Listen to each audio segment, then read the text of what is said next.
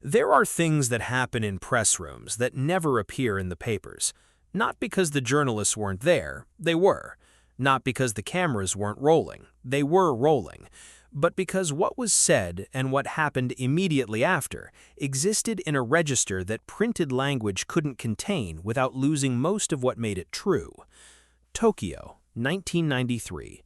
A press conference room in the basement of a martial arts federation building. 14 journalists, 2 translators, and 2 men who had been placed in the same room by a promoter who would later describe the decision as the most professionally educational mistake of his career. Andy Hugg said something about Chuck Norris. The translator heard it.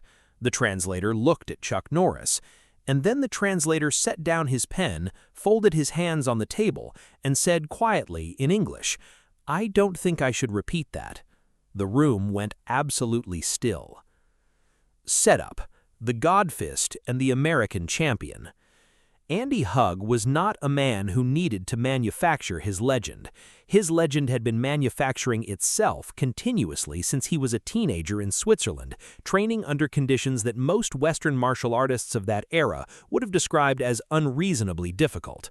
By 1993, he was 28 years old, a 3-time European full-contact karate champion, a finalist in the K1 Grand Prix, a practitioner of Kyokushin karate, the full-contact no-pad system founded by Mas Oyama, the man who had once claimed to have fought a bull with his bare hands, and whose students were tested by surviving something called the 100-man kumite, which was exactly what it sounded like.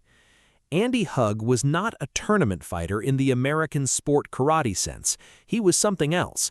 He was what happens when you take a man of exceptional natural athleticism, put him in a system that uses full-power strikes to the body and head, and train him every single day for 10 years. He was blonde, blue-eyed, with a build that looked like it had been assembled for maximum structural efficiency. Not large in the way that draws attention in a restaurant, but large in the way that experienced fighters take an involuntary step backward when they understand what they're looking at. His nickname, given to him by the Japanese karate community, which did not give nicknames lightly or inaccurately, was the God Fist. He had earned it specifically through a technique he had developed, refined, and deployed against opponents who had been warned about it and still couldn't stop it. A spinning heel kick delivered from a deceptive angle with such precise rotational speed that by the accounts of every fighter who had faced it in competition, it arrived before the decision to defend against it had fully formed. By 1993, he was on the edge of becoming the most famous karate competitor in the world. He was also in the specific way that great competitors sometimes are, carrying a certainty about himself that had begun to compress his peripheral vision. Chuck Norris was 53 years old in 1993. Let that number sit for a moment because it's going to matter.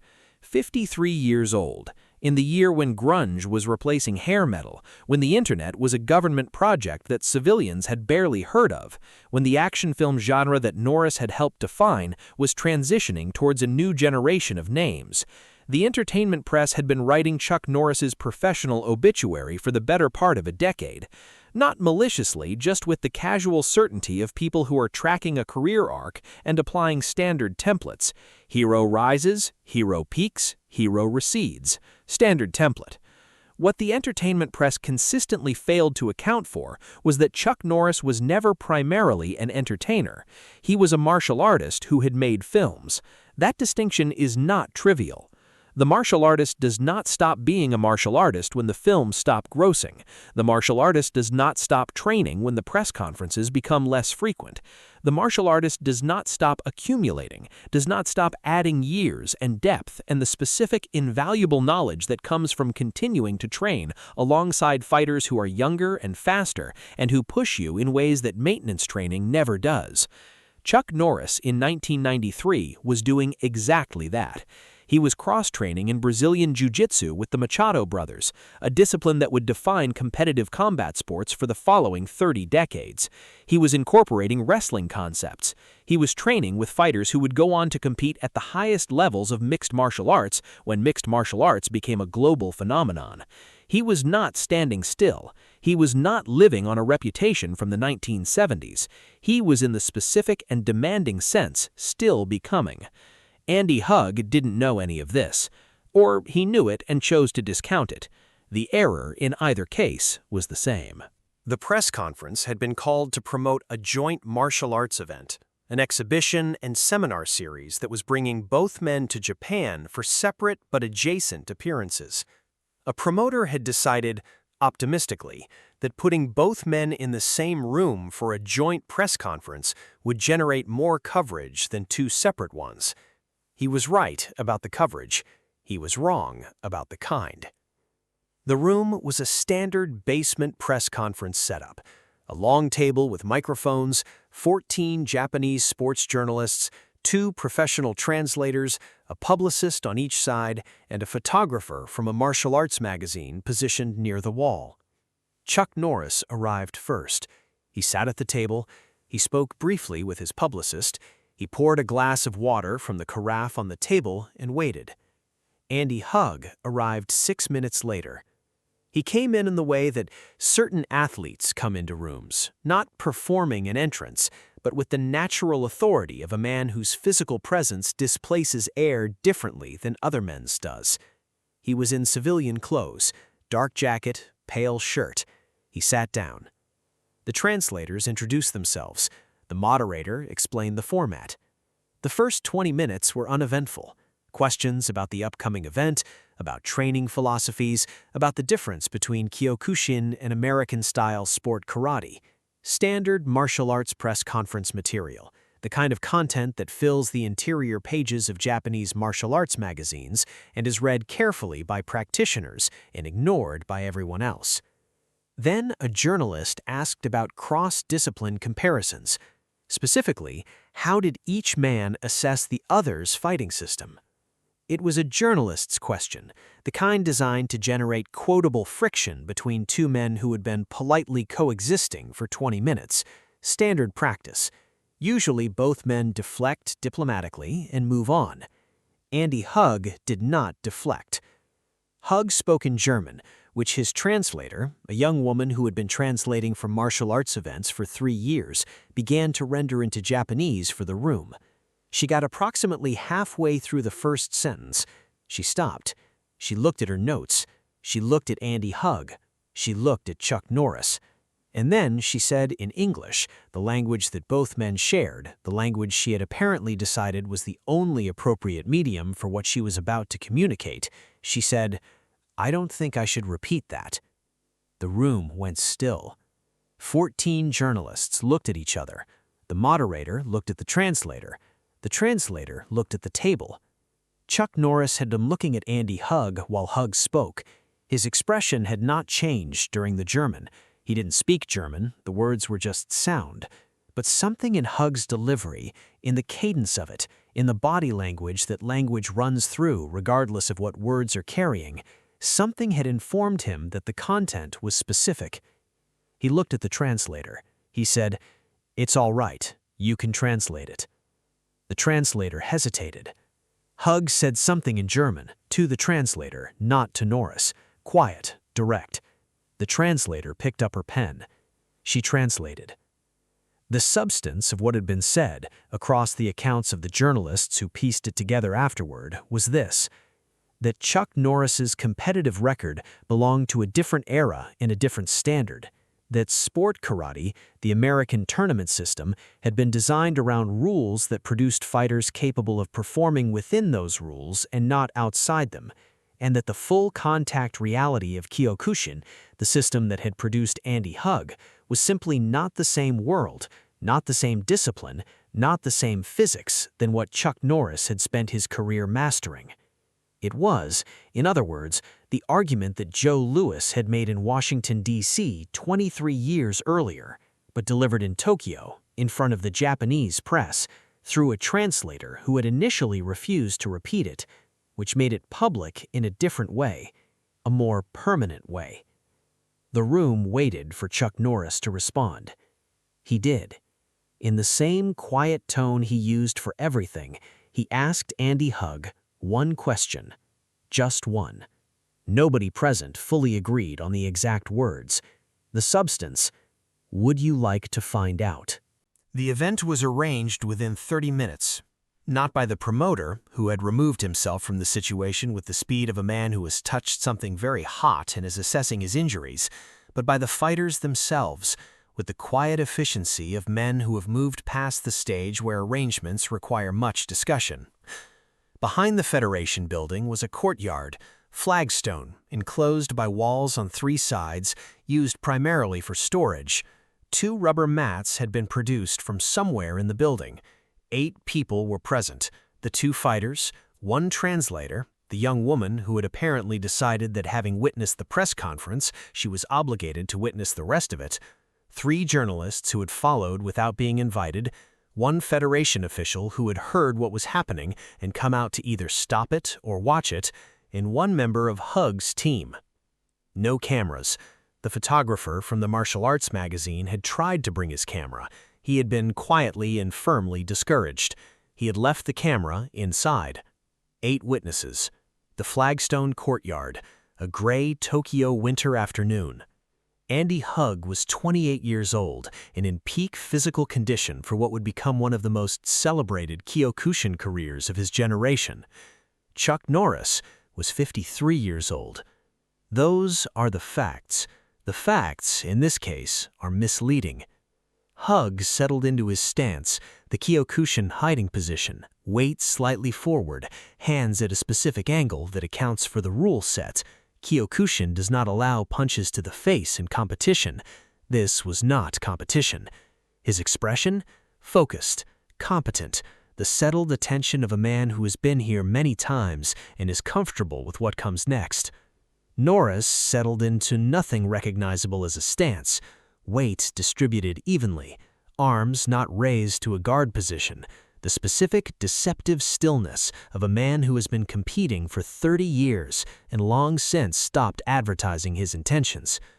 The Federation official later said, and this is the sentence that traveled farthest, that got repeated in the most martial arts school back rooms across the most countries. He said, "The young man looked like a fighter. The older man looked like a doorway." He meant it as description, not metaphor. Norris, in that courtyard, occupied space the way a door occupies a frame, neutral, structural, not threatening, simply present and in a specific relationship with the space around it that anyone trying to pass through would have to account for. Hug moved first. He was not slow, he was not cautious.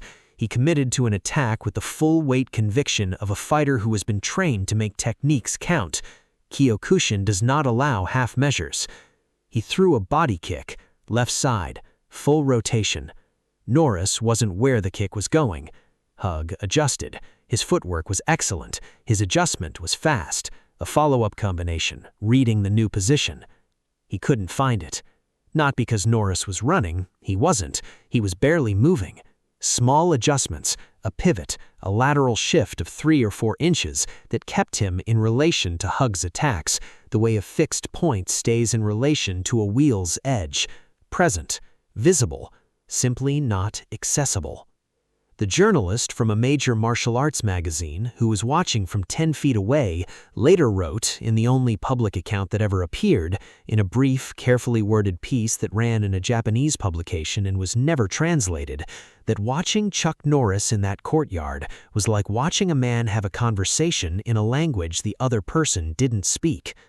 Hug was speaking Kyokushin, full power, full commitment, full contact logic. Norris was speaking something else, something older, or denser, or differently structured, something that didn't respond to Kyokushin's grammar the way Kyokushin expected responses to work. At the 40-second mark, 2 witnesses agreed on 40 seconds. 2 said it was closer to a minute, the others couldn't say. Norris countered. Once. A single hand technique, controlled, placed with the precision of a man who has been studying exactly this opening for the preceding 40 seconds and has chosen the specific moment of Hug's maximum commitment to a technique that has just slightly overextended his position. It landed on Hug's shoulder, not the jaw, not the solar plexus, the shoulder. The placement was not accidental. The placement said, "I have been watching you for 40 seconds. I know where you are in every phase of every technique you've thrown. I chose the shoulder because this is a conversation, not an ending. Hug went back. One step. He stood straight. He looked at Norris. Chuck Norris was already back in his neutral position, weight even, arms at sides, occupying space like a doorway. 3 seconds passed. Then Hug did something that the 8 witnesses, across years and separate retellings, all described in identical terms. He bowed. Not a quick, perfunctory bow, a real one, deep, held for a full 2 seconds. The bow that means, I understand now what I didn't understand before. They walked back inside. The 8 witnesses came through the door in a different order than they'd gone out, not physically, but in terms of what they were carrying. The translator sat back down at the press conference table. She picked up her pen. The remaining journalists were still seated. The press conference had technically not ended.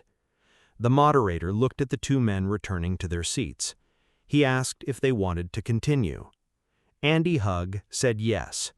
He sat down. He picked up the glass of water in front of him and drank from it. His expression had changed, not broken, not humbled in the sense that implies damage, updated.